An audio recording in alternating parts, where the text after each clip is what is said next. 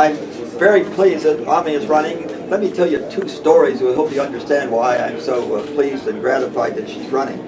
I think it was 37 years ago, this last October, that Goodloe Byron was jogging on the C&O Canal and had a heart attack and died. The election was about a month away, and so they put his wife Beverly on the ballot. That should have been a great opportunity for the Republican Party to elect a congressman. But our candidate, believe it or not, was Melvin Perkins. How many of you know the name Melvin Perkins? Okay, Melvin Perkins was literally a Skid Row bum from Baltimore who took the pauper's oath because he didn't have $100. That's what you have to, it's all it costs you to run for Congress here. It's $100. And he didn't have $100, so he signed the pauper's oath, and he was our candidate. Why was Melvin Perkins our candidate? He was our candidate because people really liked, even Republicans liked Goodloe Byron. As a matter of fact, Larry Hogan Sr. was a very good friend of Goodloe Byron, and Goodloe was almost ready to change his registration from Democrat to Republican. And his popularity carried over to Beverly, because I can remember that in a Republican political gathering, if you mentioned Beverly's name, there was applause. That was the kind of climate it was. Now, had we had a creditable candidate, we might very well have taken that seat 14 years before the seat became Republican. I didn't defeat Beverly Byron. I couldn't have. Beverly was defeated in her primary.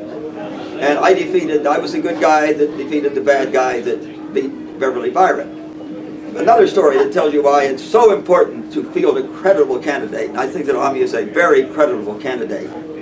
In the midterm of George W. Bush, his second midterm, there was a young lawyer in Chicago who was very much interested in community affairs, and he decided to run for the Congressman. He ran against Bobby Rush. And you can go on your smartphone and find out what happened in that election. I think he lost to Bobby Rush, roughly 3-1. 2 years later, there was a vacant Senate seat, and he decided to run for that Senate seat.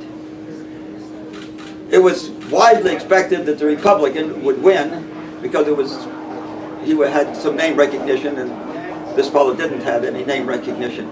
But there was some sort of do you remember what it was? Some sort of a kinky sexual something, just very shortly before the election, and he dropped out. So the Republicans had to field a candidate. And the candidate they fielded was Alan Keyes. You know Alan Keyes? A lot of people know Alan Keyes. Fantastic speaker, really good speaker. And of course he was a carpetbagger. But the Republicans said that's okay because there was another carpetbagger running in New York. That was Hillary Clinton. Well, she was kind of a national candidate, and Alan Keyes wasn't a national candidate. And we lost that election because we did not have a creditable candidate. That young community organizer was our current president. That's how he got to be president, because we didn't have a creditable candidate. It was Barack Obama was that young community organizer. So it's really, really important to field a creditable candidate. This is a tough district. And I'm really, it's easy for good people to run, credible people to run in a race where there's a reasonable probability of winning. But to have really credible people step forward in a really, really tough race, we owe them even more gratitude, don't we? Thank you very much, Amie, for stepping forward. Thank you very much. Okay. When I bought my farm, I lived just up the road here about a mile or so.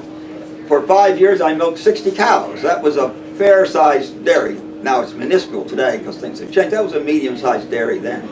Today I just milk one goat. and that's shortly now, so we will leave shortly so that I milk her on time. Thank you all very much. Okay. Thank you for being here. Okay, happy to be here, and all the best to you. All the best to you. Okay.